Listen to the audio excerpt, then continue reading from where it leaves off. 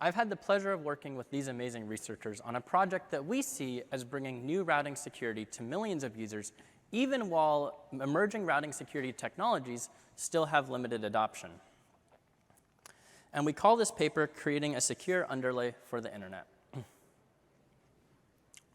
So essentially, the status quo of interdomain routing is that it's rather insecure. It's based on the Border Gateway Protocol, or BGP, which is used by independently operated networks on the internet, known as autonomous systems, to exchange routing information. However, BGP is highly vulnerable to routing attacks. These routing attacks have consequences for real internet applications like HTTPS, Bitcoin, and Tor. Furthermore, we actually see these routing attacks in the real world all the time. Just to name a couple of examples, in 2018, a hijack of Amazon's DNS service was used to steal cryptocurrency. 2019, a public DNS resolver in Taiwan was the victim of a BGP hijack.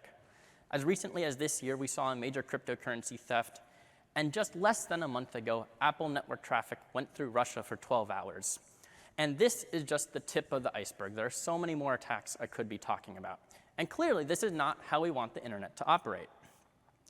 There is a sliver of hope, though, and that's in the form of new secure routing backbones.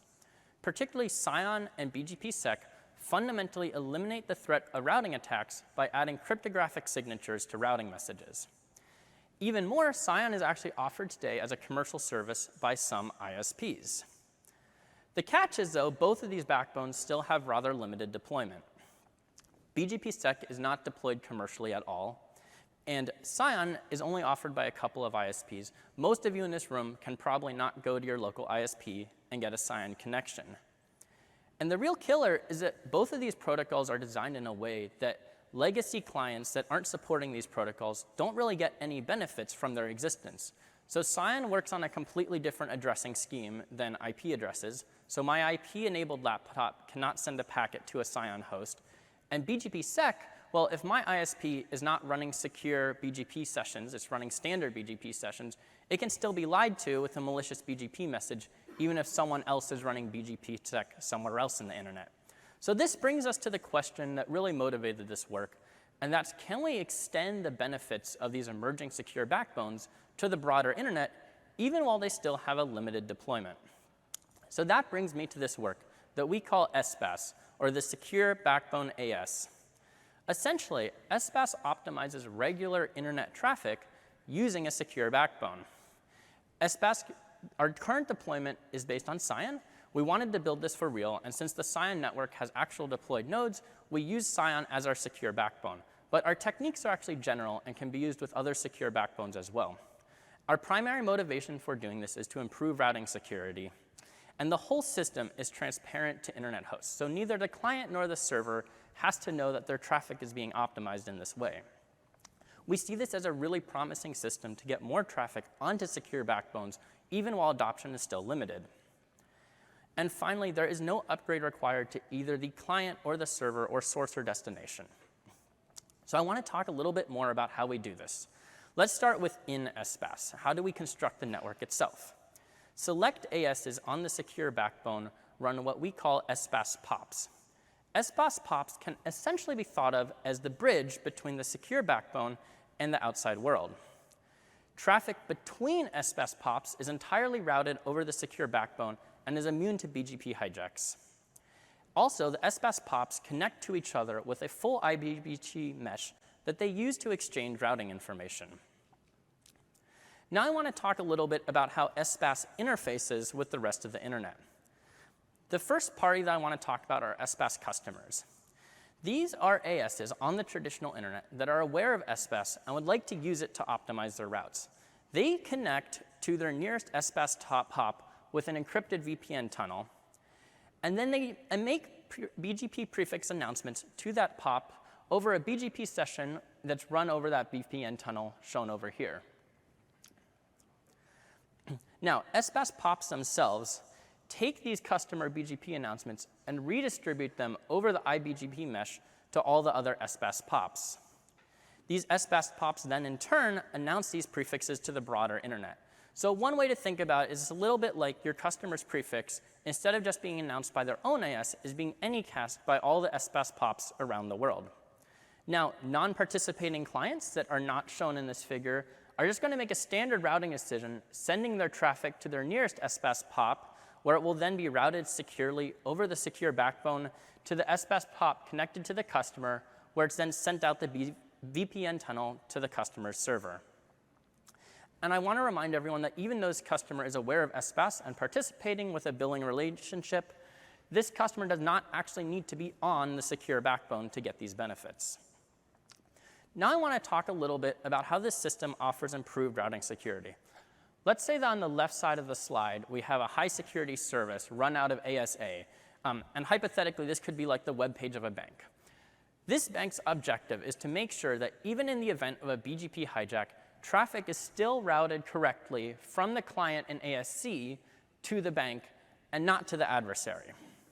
However, if this AS announces its prefix over the traditional internet, the entire path from the bank's server to the client has to be learned over traditional BGP. This long path is actually relatively easy for the adversary to hijack. One of the metrics in deciding which path to use is path length. And if an adversary is topologically closer to ASC than the actual bank is, this AS will send its traffic to the adversary instead of to the secure website. So this is not optimal because it's vulnerable to BGP hijacks. However, if this bank instead decides to announce its prefix over SBAS, it'll announce to its nearest SBAS PoP, which will redistribute the prefix at all the PoPs around the world. Now the problem has changed significantly. The client in ASC only has to send its traffic over the traditional internet to its nearest SBAS PoP. Once it reaches this, it's routed securely over SCION to the bank's attached PoP. Now, this short path from the client to its nearest SBAS PoP is significantly harder to hijack than the original path that had to go all the way from the server to the client. Furthermore, this client is completely unaware of the existence of either SBAS or SCION. It's simply a BGP-speaking AS that's making a standard internet routing decision. So we wanted to quantify what this security looked like.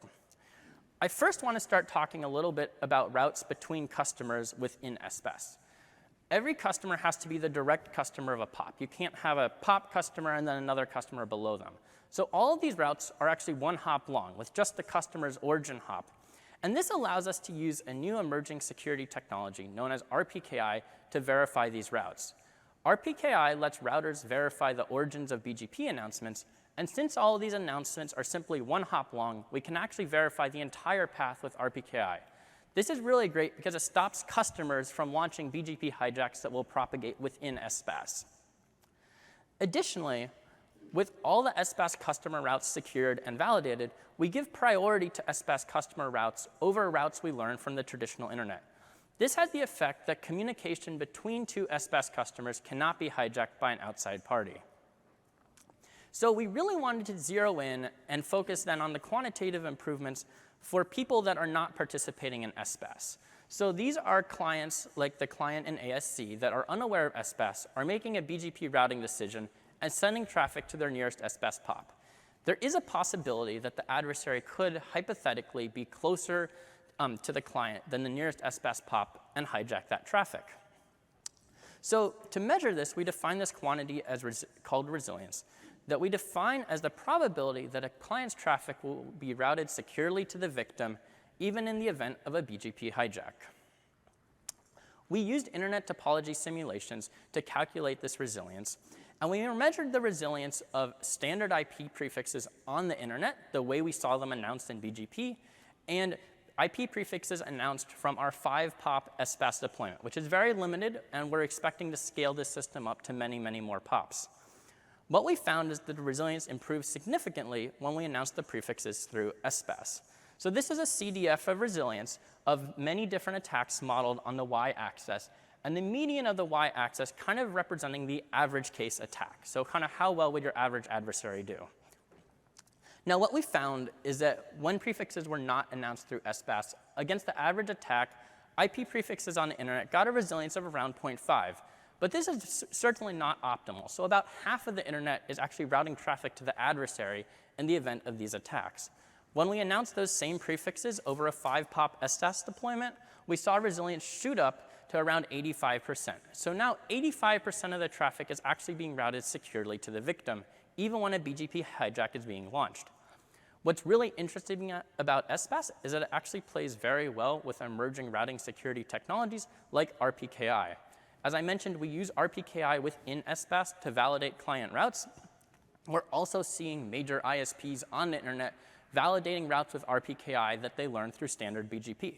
So in a world where we see more and more RPKI adoption, we wanted to model what would the same graph look like with deployed RPKI, which, as I said, we see at many of the top ISPs. It gives a resilience boost to everybody. RPKI can be evaded, but it kind of makes the adversary's job harder. So now even traditional prefixes on the internet are slightly harder to hijack. So it shifts resilience up to a little bit over 60% for traditional prefixes. But when we announce those prefixes through SBAS, we have well over 90% resilience, meaning that even in the event of a BGP hijack, the vast majority of traffic is still being routed to the true origin. So in this manner, SBAS achieves improved BGP hijack resilience for its customer prefixes, even when it's being communicated to by non-participating, unaware clients. Really, one of my favorite parts about this project is that we actually made this. If you visit this website, sbasdemo.net, you will reach a web page that is being served over SBAS. And what I mean by that is that we have a web server in Zürich that's connected to the SBAS PoP in Frankfurt, and then its prefix is being redistributed from the SBAS PoPs all around the world. So when you visit this web page, your traffic doesn't have to go very far over the public internet. It only hops up to your nearest SBAS PoP, where it's then routed securely over SCION to the SBAS PoP in Frankfurt, and then out to the web server in Zürich. This is an example trace route from my node in New Jersey. It simply goes to my local internet exchange in New Jersey, then over SCION to Frankfurt and to Zürich. So I want to thank all of you for your attention and attending this talk.